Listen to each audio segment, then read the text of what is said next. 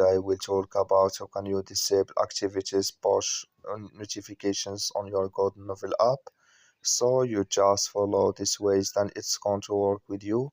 So all you have to do, you just go down here, click here on profile down here, just click on it. So then it's going to take you to your profile. It's going to show for you like this here. Then all you have to do next, you just go down here, you click here on settings here, just click on it. So you come to next step here, it's going to show for you like this here. You click here on push management, you just click on it. So you come to next step here, it's going to show for you like this here. Come here to activities push, just click in this sign or this color. Like you see color, it's gone. That's main part. Activities push, it's disabled with us now. That's all you have to do. That's all. Thank you for watching. Don't forget to support us by liking, subscribe.